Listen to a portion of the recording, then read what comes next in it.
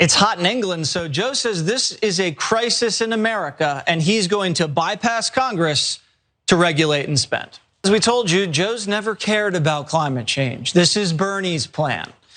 And why hasn't Massachusetts gone green already? Aren't they run by a bunch of liberal Democrats? The state of Massachusetts, you ready, gets less than 1% of its energy from renewables. The rest of it's natural gas, nuclear, and coal. So what's been stopping Massachusetts for the last decade for going green? Well, pretty much everything. You cannot power the state with windmills. It just doesn't work. Somehow it does work for Fox News, though, to put up that graphic of Bernie Sanders essentially being the puppet master over Joe Biden. Well, as Vox writes, the narrative of white genocide is historically inextricable from the conspiracy narrative of the US puppet master. This figure is supposedly both secretly, insidiously in charge of his economic and political world order and deeply committed ideologically to destabilizing ethnic and national identities. Goes on to say, since the 18th century and the political changes that followed the European Enlightenment, Jews have been treated as a scapegoat for populist anger, unfairly blamed for wider cultural anxieties about capitalism, industrialization, and increasingly diverse and cosmopolitan social landscape.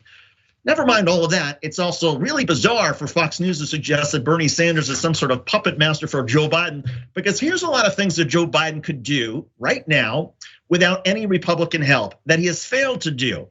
Well, pass the COVID stimulus checks, pass $15 federal minimum wage, take meaningful action on climate change, keep the child tax credit, pass universal pre-K, protect reproductive rights, pass the PRO Act, ban new fracking on federal lands, pass meaningful gun control legislation, properly manage COVID outbreaks, pass voting rights. It goes on and on and on. So if Bernie Sanders really is the puppet master, well, then why isn't Joe Biden doing any of these things that progressives want?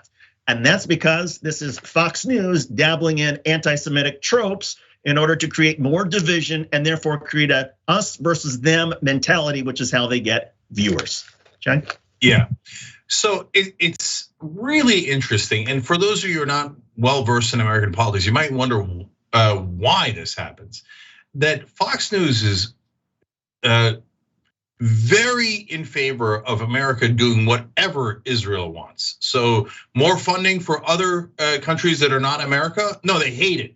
America first. And then if you say, all right, so let's cut the funding for Israel, they're like, no way, no way. We should take all the money we give to everyone else and just give it to Israel. And they attack progressive legislators all the time. They're not sufficiently pro-Israel, et cetera. And then they do one of the most anti-Semitic tropes I've ever seen in American television. So what explains that? And by the way, this is not the first time they've done it. They did it with George Soros. Who coincidentally was also Jewish. Whenever they have the puppet master picture up there, the person holding the strings is always Jewish on Fox News. So I'll solve the mystery for you guys. Because Fox News is run by Christian nationalists. And so evangelical right-wing Christians believe that Israel is important to bring about Armageddon, where everyone, including the Jews, all gets slaughtered and Jesus comes back. So they're not interested in Israel to protect the Jews. In fact, as you can see with these wildly anti-Semitic accusations, they don't care about Jews at all. In fact, they're anti-Semitic. You know what else is anti-Semitic? Rooting for the death of all the Jews in your beloved Armageddon.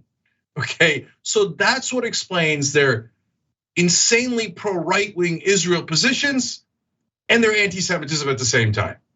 And so, look, when it comes to anti-Semitism, there's another thing that has taken hold in the right wing that brings back another trope that has been haunting Jews across the world for hundreds of years, which is blood libel.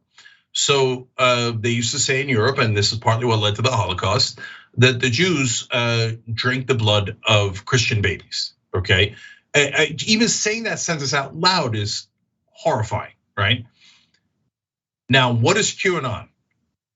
A group of powerful people in Washington who are politicians and celebrities molest children on behalf of Satan and then drink their blood.